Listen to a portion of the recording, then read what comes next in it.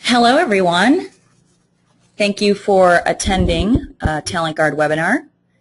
Today, we're going to be talking about the 6 methods to get employees to follow through on development after a 360.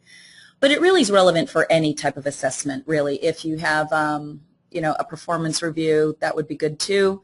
So it's really development after any type of assessment. But specifically today, we're going to talk about 360. I see a lot of familiar names. Thank you for coming back, and for those that are new, I hope that you will enjoy this format. We try to make it as relevant as possible for you to kind of follow along and then adopt best practices when you take it into your organization.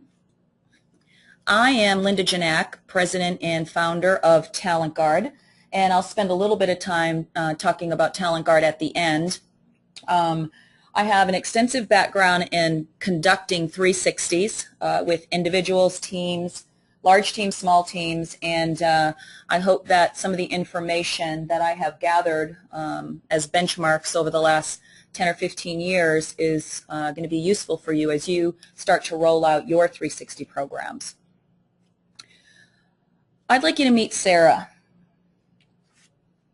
Sarah is what we call Miss HR. She works for a company called MEDCO, which is just basically a fictitious company that we're using, which is a leading medical device company. The company has about 15,000 employees. They have about 4,000 in management. They're worldwide. They have grown through acquisition and continue to grow. They have a global workforce and a mobile workforce. And they've been experiencing some turmoil inside the company as a result of the acquisition and the growth. So the CEO of the organization met with Sarah and asked her to put together a 360 program so that we could start focusing again on the right things, making people more effective and more efficient around goals and competencies that are important to the organization. So Sarah rolled out a 360 review program with about 1,000 leaders inside the company, and so she was really focused on picking, and it's not necessarily just the top level, that she went many levels down. So she sat with her executive team and tried to decide who would be most appropriate to include in this rollout the first time, because we really considered this to be more like a pilot. And so what I'm about to share is her story. So as you've heard before, if you've attended some 360 review programs, is there are several mistakes that seem to happen over and over again when people deploy 360 programs. And Sarah, having worked on 360 initiatives, even beyond working at MEDCO, she knew what not to do. And so we're going to spend just a couple of minutes talking about what those mistakes are. First and foremost, what I've seen and what Sarah has seen is content is not specific or relevant enough to foster change. And this can happen in a couple of different forms. The competency model is very standard. It hasn't been adopted or customized for the organization. When we do have the competencies, they're not getting down deep enough so that we can really understand the richness of the feedback that is going to move a person forward, meaning it's too high level. Improper management of the 360 program. Oftentimes what we would see is HR getting really excited, doing the right things, putting the mechanisms in place, finding a vendor, and then literally launching an assessment with standardized competencies, or they think they're customizing the competency model, and then they quickly send out an email that says 360 is coming and here it is. So there's not a lot of forethought on how do we start to build up adoption prior to the actual 360 assessment. And we're going to spend a little bit of time talking about that. Ineffective debriefing of 360 results. Again, sometimes what I've seen in an organization is a 360 program will be deployed, people will get their results, they read their results, it goes in a drawer. Really where 360 starts to happen is at the debriefing process, and this is oftentimes skipped. Or if it does happen, a manager and employee are getting together, but the manager doesn't really have an adequate skill set to really debrief the 360 in a very comprehensive way so that the employee can then run with the right information to go off and put together this development plan. Poorly executed development plans, I see this across the board. Because they're putting those 360s in a box or in a file cabinet or sitting somewhere on their desk, they're not really taking the time to figure out what development goals are coming out of this 360. And a lot of 360s are pretty good at saying, here are the areas, but you don't just take that area and plop it onto a plan and say, great. You have to really build it out over the course of that 12 months to really think about in a methodical way how we're going to build on development. Where does it start and where does it end? So that we can measure the before and after. And a lot of times, because business gets in the way, you see this stalled process. So I'm going to talk about how not to stall the process and how to keep it going in a continuous way. So before I jump in, I wanted to share some key findings. Let's begin by looking at some of the stats that came out of MEDCO's assessment and others. So we did 1,000, we invited 1,000 people to do the reviews, and 933 completed them. It took on average 23 minutes to complete each questionnaire. On average, a manager or participant would receive about 6 invitations to conduct a review, and at the conclusion, 88% had active development plans. That's significant in terms of results, and we're going to talk about how she achieved these results, because as you know, if done right, 360 can be one of the most important tools that you use within your organization to develop your employees. So let's talk about the first method, 360 review relevance. If we think about the end in mind, really, why are we doing a 360? Typically, what employees want is career progression. What managers want is performance. What our HR community wants is ability to have results and to demonstrate that development is occurring. So we need to think about how to make the assessment relevant. And when we say assessment, some people use the word questionnaires. They mean one and the same to me. So let's spend a minute talking about how to get the most from a 360 review. Well, Sarah's approach was quite simple. She did a few mini, when I say mini, 1 or 2 question surveys to start to figure out the relevance. What value would a 360 provide to her organization? And what she found with 80% of the responses was that most people picked management development and career development, with the third being succession planning, and only a small portion of her community thought that 360 should be used for performance improvement. So what that told her is that in order to have an effective 360 program, she's going to have to focus on the first 2 initiatives, management development and career development. So having made that decision, then she had to think about, well, what are we going to measure? So she did another mini survey, and this survey included a couple of questions. The first one was, what competencies are most important for you to measure in your department? And she sent this to the 1,000. And then she asked them, based on those competencies that you have included, rank the importance. So, and she just used a simple model. Not important was NI, somewhat important, and very important.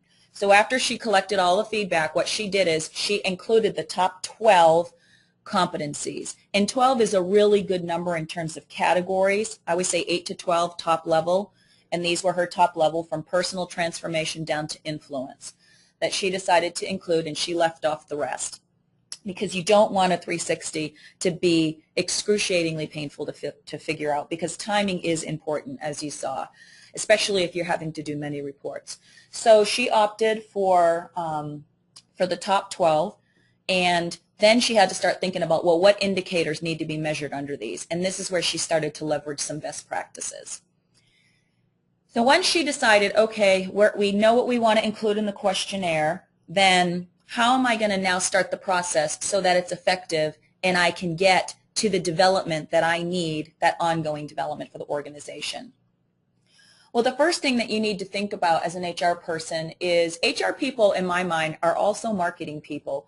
And I say this because there are so many initiatives that are rolled out in an organization that require what I call internal communication. There's a lot that has to go on, and it has to be messaged in the right way at the right time. And so what Sarah did months before the actual 360 questionnaire was going to be delivered to someone's inbox was she started to build momentum through an email campaign, which, you know, in each email was a little bit different, talked about why we were doing the 360, and she mentioned the career development and management development. In the second part, she started to address some of the employees' issues as questions started to come back so that she could put people's fear to rest about how the information would be used in terms of expectations, who would see the results, who had access to the reports, was it going to be used for bonus, was it going to be used for increases, things of that nature. So she had time to get people familiar and comfortable with the idea and not just, boom, throw it on people because somebody said we got to get a 360 program out there. Now, I always say allow for 30 days. Ideally, it's about 45 to 60 days to get that kind of buy-in. Now, the second thing that I always get asked about with from HR people is what does it look like when people start answering questionnaires? And I like to put your fears to rest because when the assessment and when the questionnaire actually goes out, only 24% will complete it that week that you send it out. That's not a bad thing. So if you're rolling out your program and your responses seem slow, there's no need to panic and start sending emails out and start wondering why people aren't doing it. That's what you'll see. And then about 65% will complete it the week they're due. And I usually give about 3 weeks to a month to actually complete the assessment. That might seem long, but with everybody's busy schedules, it really is enough ample time with reminders going out in between. And you'll have about 11% who just don't do it for whatever reason. You know, you could try to force it, but I find that there are just people who will not do it for fear. They just don't have time. They had problems with it. I'm not sure. So know that you're going to get some percent that that is resistant, and you just have to make a determination in your culture whether that's okay or not, or if not, how are you going to enforce 100% completion rates, because it's rare to see that. So now let's just talk about just a little bit about what she did to integrate this program. Well, as I said, HR started with the communication of the program objectives and timelines. So we were setting up expectation for the year ahead of time, and it didn't just include, and we actually used this slide to communicate to the whole company, it just didn't communicate how long we're going to do the 360. It included when we're going to do development and how we're going to start the 360 program again once it's done. Then we go through the process of completing 360 feedback. Then what happens is we leveraged technology to document the 360 feedback so that we can aggregate it and do benchmark reports. Then we go into a process of coaching to the feedback, and we used a combination of manager to employee coaching and coach to employee coaching, and we'll talk a little bit about that in a minute. Then we go into making sure we update the development plan with concrete information that we can then measure later.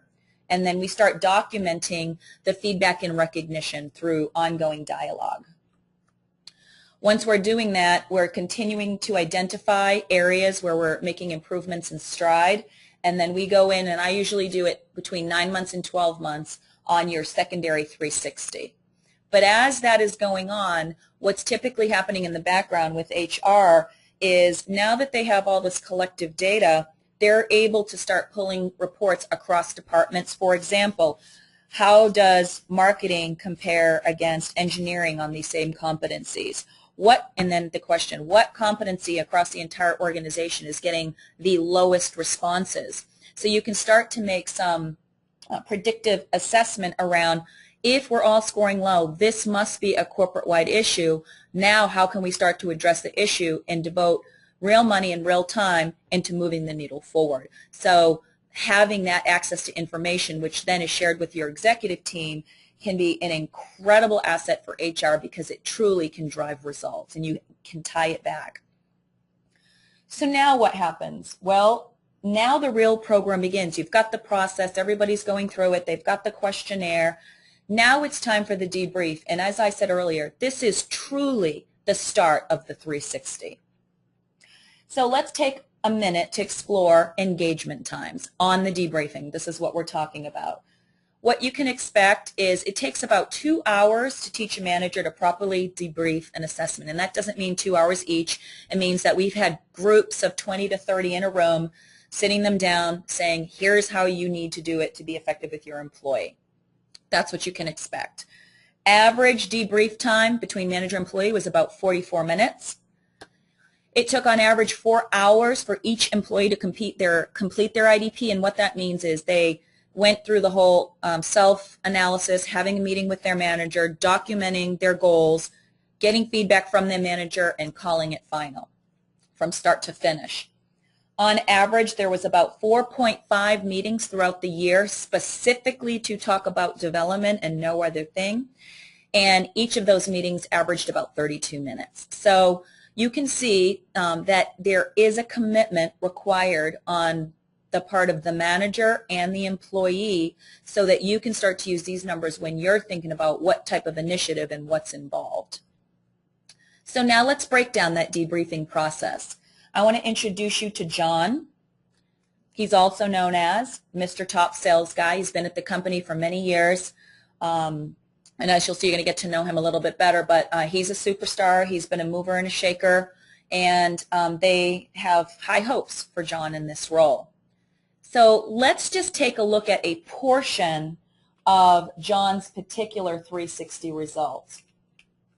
Now, when you think about a 360, you have to think about it in two aspects. You have to think about it in terms of gaps, and you have to think about it in terms of strengths, and we're going to talk about both of those. So this is just giving you a high-level picture. I'm only including 2 of those competencies from the list: personal transformation and leading change. And from this scoring system, what we can see is that in personal transformation, John rated himself higher than his manager, his peers, and his subordinates. What we can also see is that there is a tremendous gap between the subordinate and John. And the manager and peers are about equal. So we have to ask different questions for each one of these areas, and we'll look at that in a minute. And the bottom, leading change, they're much more in alignment, but a trend that you're seeing again is the subordinates are rating him lower than some of the other people in the specific groups that we've chosen for this particular review. And we just chose a 5 rating scale for this. You can choose whatever you want, and many people do. So let's look at personal transformation first. What typically has to happen is once that debriefing is done and we're looking at each one of these components, then we have to start reflecting on what the data could mean. So for example, John's self-questions or his self-reflection questions could be something like this: why do I have a strong self-perception of my personal transformation ability? Do people see me differently than I see myself? Have I seen evidence of this perception gap? And has it impacted my relationships with those different groups? And is this skill critical to my continued development? So he has to start asking himself this and start putting some parameters around what his assumptions are. The manager, on the other hand, is going to be thinking a little bit differently. Does this employee act differently with his direct reports than with me or his peers? Because he can see that there's definitely a difference. What are employees perceiving in this area? What does this employee need to do to make improvements? And what are the consequences if John doesn't make improvements? So now let's take this down to look at each of their perceptions. So let's look at John first. So again, his questions are on the left. We just reviewed those. But when John was taking this assessment, what I wanted to reflect here was what was going through his mind of himself when he was answering these questions. Here's an example. Perception 1. My career doesn't reflect my degree. I've learned everything from scratch. So he's thinking, I wasn't trained. I'm taking initiative. Nobody had to hold my hand. I did above and beyond what was expected of me. Perception 2, I've taken on a lot of different roles. I've succeeded. I'm very self-reliant. I'm independent. I have a lot of integrity. I'm moving and shaking. This is what the organization wants of me. I'm reflecting those core values. Perception 3, whenever my manager asks me to take on a new project, I just do it. So he's accountable. He's got initiative. Again, he's thinking this is really good stuff, and he's very proactive. So those are some of his perceptions as he was going through filling out his 360. Well, what the manager was thinking, and what he went in and just started looking at the comments in this particular 360 were anonymous. But what he started to hear and find was something a little different. John is focused on his own career and climbing the ladder. He never asks his employees for help on any interesting projects. He's mired in the weeds. He struggles to be strategic because he wants to do everything. And if he continues down this path, because he's working night, day, weekends, he's always online, always sending emails, always seems to be there at every minute, they think he's going to burn out and get sick because he takes on way too much. So those perceptions between employee and manager and others are very, very different. So we have to be able to use those perceptions to make change. But we can't stop there. As I said, that was just the gap. We also have to apply that same process for strengths, because we have to take everything into consideration before we think about those development goals, what we want to incent and what we want John to focus on. So again, let's talk about leading change. You can see in this particular instance, he rated himself less than what his manager, peers, and subordinates rated him on. So now he has to start thinking, well, wow, what does my team appreciate about what my abilities are in this area that I might not be aware of? And why are they perceiving me that way? And how can I get more of this so that I'm doing the right things in the right way with the right team? Manager has to also reflect on the same things. Does John understand what I believe are his strengths? Have I exposed him to enough initiatives that enable him to lead change and are not just very tactical? What advice am I going to have to give him, and what resources is he going to need? And then how can I help him leverage this strength in a more robust way within the organization? So again, we got to take that into consideration before we move into the formal IDP. Some people call it an EDP. Having grasp of the different perceptions in the gap area and the strength area, we can now get into formal documentation of the development plan. So again, I'll share some key findings with you on what did development look like for MEDCO as employees began to work on the things that they needed to work on. The average number of times an employee reviewed their 360 results over 12 months was 6, and we got to track this because we knew how often they accessed it online. The average number of times an employee updated a specific goal, either making it more robust or just transforming it a little bit more as they continued to learn. Number of hours, 22, that an employee spent on accomplishing their IDP over 12 months, basically 2 hours a month, if you will.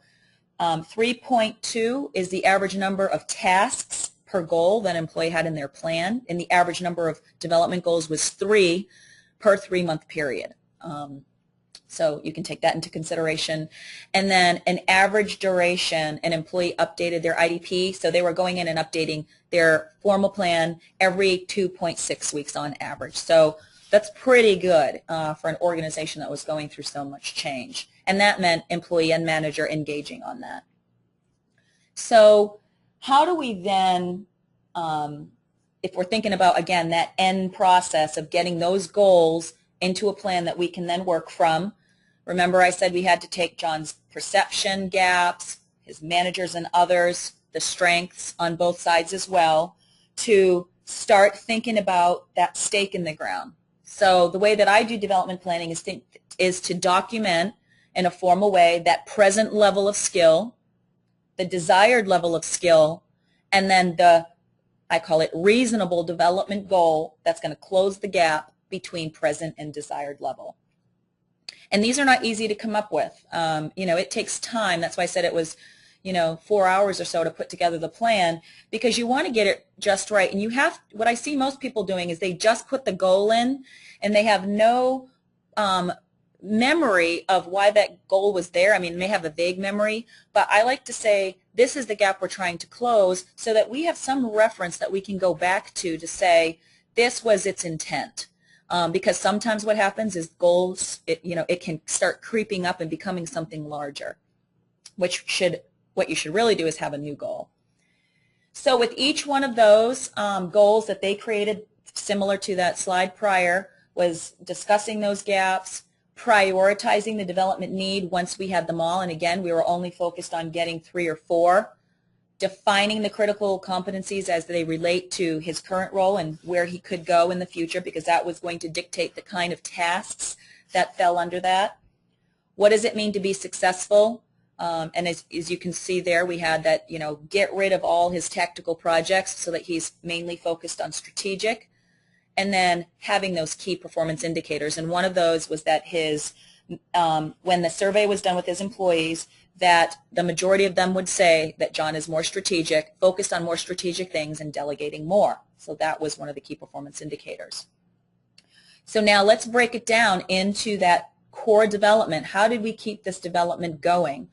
Well, we do development every 3 months, 3 months planning cycles, because it's small enough that employees can see the end, and it's long enough so that we can start to see movement toward an actual change in behavior. However, what I do advise people is you got to look at behavior change over 6 months, because it does take time to change. That's why you want to wait to do another 360 for at least that long.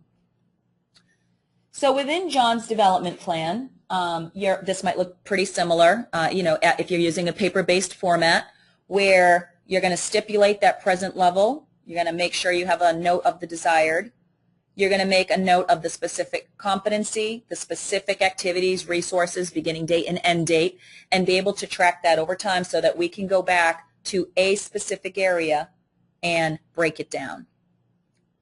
Now, John's development plan can also be created automatically based on gaps with 360 software, and in a time when everyone is trying to find efficiencies, TalentGuard was able to help by pre-populating development resources into the 360 so that employees could have some direction on how to close the gap. So what that might look like, and what it did look like in this case, was for each competency, and I'm just using teamwork and cooperation here, HR can set up a mechanism that says if someone, and we're looking at the combined score, you can see my arrow, of if a combined score is below 3, so we're saying 3 and below, then I want you to automatically serve up these development resources. And mine are just generic, but these would be an unlimited number. And even within the 3 to the 2 to the 1, these are all kind of mathematically driven. You can put what I call thresholds, score thresholds. So if your score is between a 41 and a 60, you could serve up different resources than if it was, between a 40 and a 20 and a 40 within each of these segments. So there's a lot of mechanisms on how can we really customize this based on where the employee is falling in their development score, because if you are a 1 and say that's low performance and a 5 is high, for each one of those rating scales you need to be able to recommend a different level of development because they're at a different level of expertise. And so having something like this enables you to do that, where then the employee gets to have the option of selecting one or all of them to automatically populate into their plan for that specific competency. So that can be a real time saver as you're going through your development process.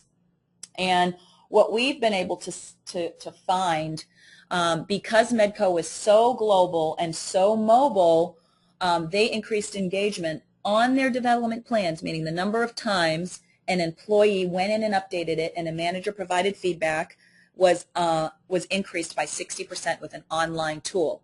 But it is not mandatory that you have an online tool. So it's really dependent on your organization. But if you do have one, what you're able to do is track everything online and pull reports about who is progressing forward with a click of a button.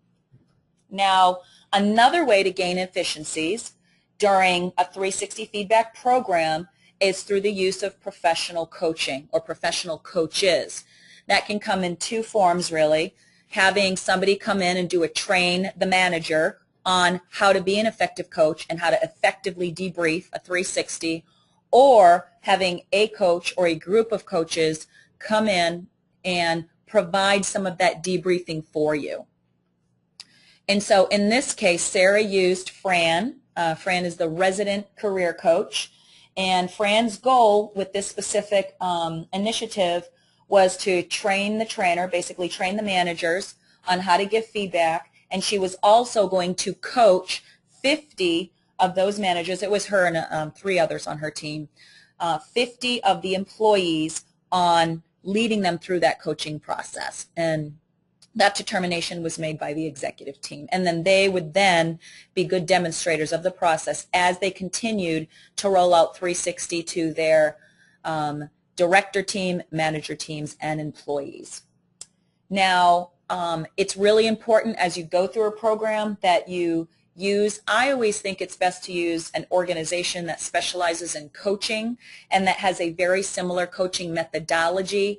In this case, it was great for Fran because she was also trained by TalentGuard. She got certified by TalentGuard. We have a network of 300 coaches who are all coaching the same way and who all had access to the software to be able to provide that independent coaching. So what you care most about is that they're focused on career development and they really understand the process of 360-degree feedback so that employees can truly better understand their talents and move that forward. But what Fran also understood during this process was how to identify and interpret themes. So when I started to look at John's results, I'm going to go through, Fran's going to go through and see for any one respondent group, are they rating John similarly? So does John have a problem managing, or does John have a problem with his peers? And in what areas might we better focus on to enable the level of development that we need as he goes through that process? So those are some of the themes that would come out. As you know, being in HR, you have to be able to handle a range of emotions. Development, you get all kinds of responses when you're starting to lead someone through development. Some are hesitant, some are very enthusiastic, some are just, a little bit in between. But what we find is after 3 or 4 coaching sessions, they really let loose and start to really engage and appreciate the value that coaching can bring so that you can then really focus on those targeted areas. Because when people use coaches, you have to remember sometimes it has a negative connotation of I need a coach because they either want to let me go or I'm not a good performer. So it's in your best interest when you're going through that internal communication program that I mentioned, if you're going to use coaching, you have to describe it then and you have to describe the intent so that everybody can start talking the same language. It's very important. So let's look at that coaching process over 3 months. Well, Fran has a very simple approach to coaching whenever she's inside an actual engagement, and we're not talking about public displays of affection. We're really talking about PDA, meaning prior to the session, during the session, and after the session. This was her methodology, and for every single coach meeting, she had a PDA. And let's look at that. Prior to the session. So John's pre-session activity, specifically one, right, we're focused on delegation. So his homework assignment, for example, would be to read the 6-page case study and then organize your task list into topical buckets. And one thing I didn't mention about John is John lived by a 3-page yellow Office Depot type notepad with every single note on it. And one of the feedbacks from the CEO in his 360 was that John needed to eliminate that notebook because he was so focused on capturing tasks that he never engaged in the strategic conversation, and that was going to hold him back. So we needed to make sure, first and foremost, that he really understood what delegation is, and we're not just assuming what it is. And when I say what, it doesn't mean just pass off the task. What is really involved in delegating a task effectively? So he had to do this. If he didn't do it, session wouldn't happen. During the session, as an example, discuss that case study. you know, what questions does he have? Let's talk about what's going on currently today. Let's talk about the information that we found in the 360. Let's take a look at that task list. And what we found when we actually broke down the task list was that everything he had on the list was trivial. I mean, literally telephone calls, and what you didn't see on the list, that as a leader and as a manager, 70% of your time should be focused on the development of your people, and over 70% of his time was on these tiny little tasks, and that was a true up eye-opener for him. And most often he was just living in his inbox because he had allowed the behavior of making every decision and not asking the employee, do I really need to make this decision, or is this something that you can make? So he had to be taught those basic things, as smart as he was. And so that was a true eye-opener. And the whole goal with delegation and his task management was to get rid of the notepad, and we successfully did that. But it was painful. After the session, as he starts to delegate, we wanted him to manage it at first, right? Beside each task, recommend who would be the best person to delegate it on each one of those yellow handwritten tasks we had on his list. Make note of what reservations he had about that person, so that in the next session, again, we're going to talk about the reservations, his fears, how can he overcome those reservations, what he should say to his employees, how he's going to pass off the task, how he's going to manage up with it. And each one of those segments, each one of those processes had a PDA around it, so that by the end, he actually went through delegating, managing, and achieving some projects that were on that list successfully, but not through him, through others. So if we take a look at months later, after having gone through this PDA for almost 6 months, Fran says, okay, it's time to do a focused 360. And it's, when I say focus, we're only going to assess delegation. And we're only going to have I think we had like 3 or 4 questions, because we want to see if John is moving the needle. And so what you see here is before and after scores. So before, in this particular area of setting specific objectives to promote high quality, timely, and cost-effective results, his scores were a 58 and a 68. Well, after 6 months, both his score and his others score, I'm just talking about the combined score, went up significantly. It was a dramatic improvement. So we know we moved the needle in terms of specific performance, or I should say specific career development or management development, which can also be tied to performance. But he didn't really have a performance issue. And the second one, again, the second task, is just another example. It was a 62 and a 69, and he got an 83 and an 85. There's still room for development, and we got some good feedback again, which was another 6 months of coaching, but the coaching happened between him and his manager. So moving in the right direction, we're able to quantify it. The manager was happy, John was happy, and HR was happy, because we had demonstrates this is going to be formal ROI that we could then bring to the table and say this program was effective. So when we start thinking about development, we want it to extend, right? But really, I always look at development. I think development planning is the heart of anything in an organization. It's not the performance review. It's not the 360. It's development planning.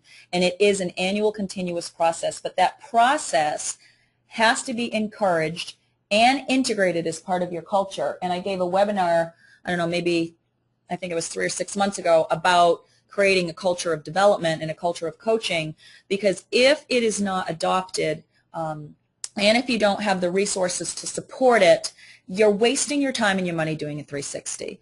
You've got to have leader involvement. I think if you get the 360 involved in, if you get your CEO involved in a 360, you're going to have much higher output rates, especially if the CEO shares it, which I have seen before.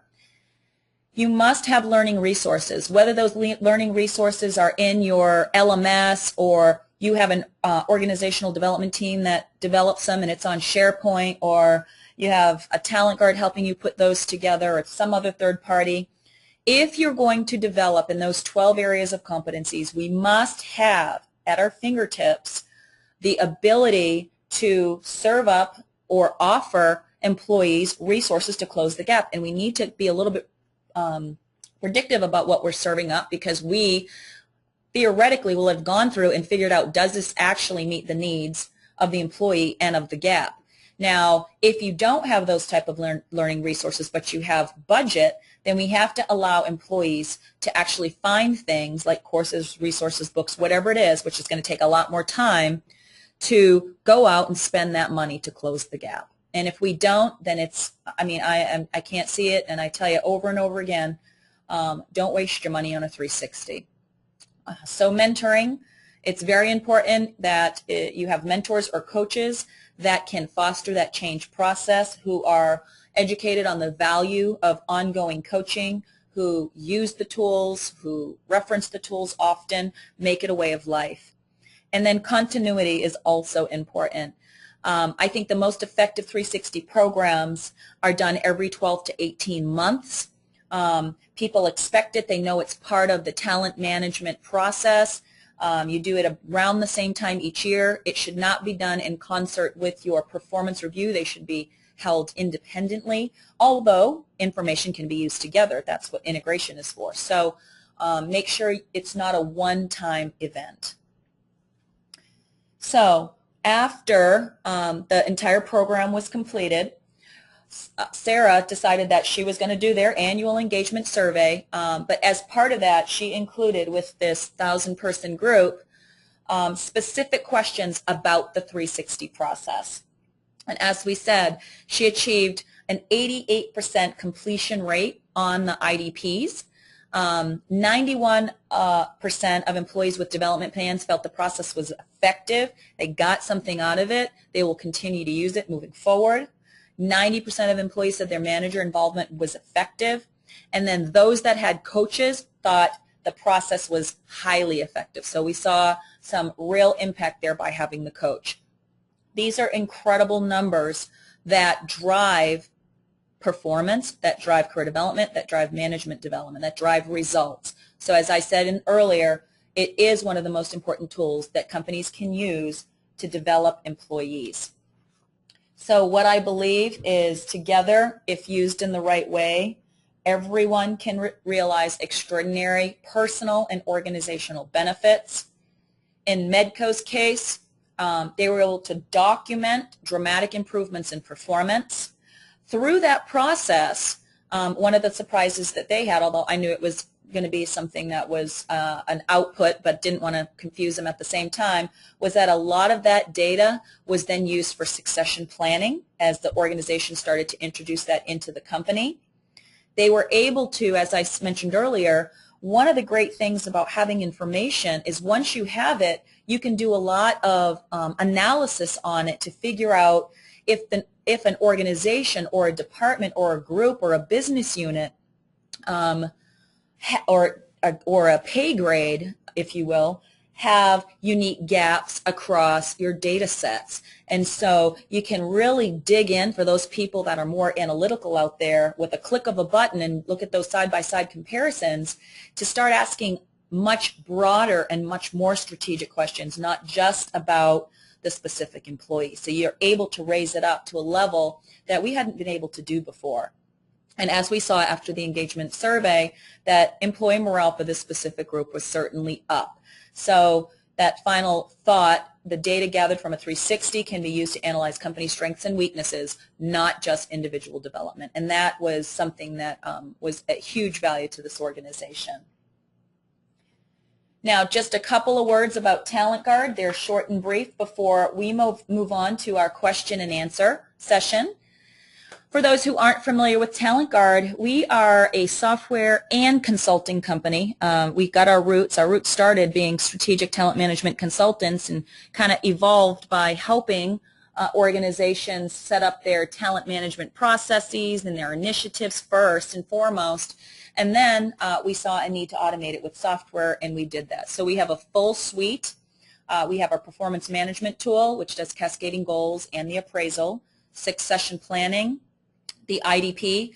What's unique about this IDP plan is you're able to integrate your external coaches into that process. We have the learning, it's basically a LMS Lite. Our career pathing tool, one of the most unique in the industry, enables employees to build career career progression paths and look at their skill gaps and create unique development plans based on that. Of course, the 360, what we talked about today, and then our applicant tracking tool. Just a note, the tools that we talked about today in this presentation were 360 Insights and Development used in concert. I won't talk a lot about it here, but we do provide more information on the website that will help you learn more about the tool if you're thinking about automating. Upcoming events, if you've enjoyed this webinar, we have a talent library under our resources section that has 15 or so learning series just like this, and then we have another 15 or so coming up throughout the rest of the year. I encourage you to go check them out and register. Also, if you want a demo, just let us know, fill out a form, and we can now talk about your specific questions. So let me just take a minute here to bring that up on my screen. Okay, I have a question from, looks like Brenda. What are your thoughts about the interviews versus online 360s? I have done both, Brenda. Usually when I'm doing the interviews, I'm doing it to benchmark a role, which will then be used in an online 360. But what happens, I found, even just me doing them, is I definitely put my own bias as I was collecting some of that feedback, because people are not going to be as honest, and the person who was giving the feedback was not as honest. What we would see is that they're a little bit more hesitant because they know that Linda Ginac knows what they're saying about this individual person. So I do believe it minimizes the ability to get the most accurate and the most comprehensive feedback possible. Now, having said that, when you, and ours does anonymous and open, it just depends on what you want. But what I've also found is when you do go anonymous in an online, some people can be pretty harsh in giving comments.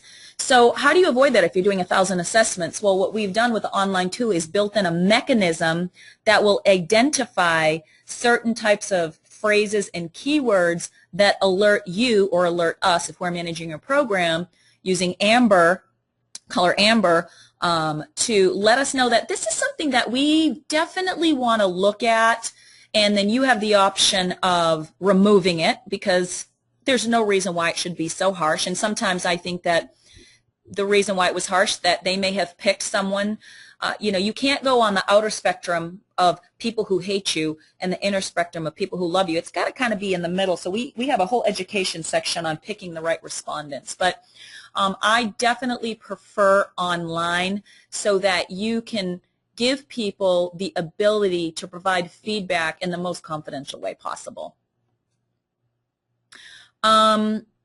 Bill asked about integration of TG360 with other TG products. That's a simple question. This entire platform was built from the ground up, and they're all integrated modules. So if you have 360 on and then you want to use development, all of your employee data populates. There are no data integrity issues. It's a very simple multi-tenant cloud-based product, and it was designed for that ease of use for both the administrator and the employee. I'm not sure if that's what you're asking, Bill, but I'm also happy to take that offline with you if I did not answer that question the way that you were thinking. What other questions do you have, audience? As you're starting to think about rolling it out, whether you're a small company or a large company, they're highly effective for both. We still have a few more minutes.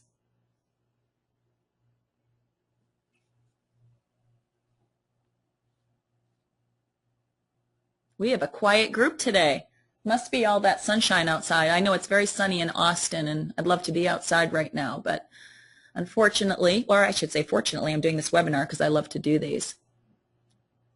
All right, I'm going to make this available as a recorded webinar, which will be available in our talent library so that you can download it and listen to it at your leisure if you think it was useful. Also, would love your feedback if you're willing to share on your thoughts on was this effective? Did it have the right amount of information?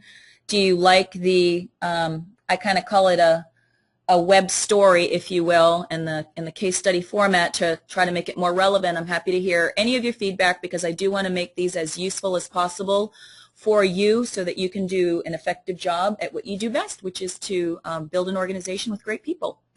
Wonderful. Well, thank you and have a wonderful day.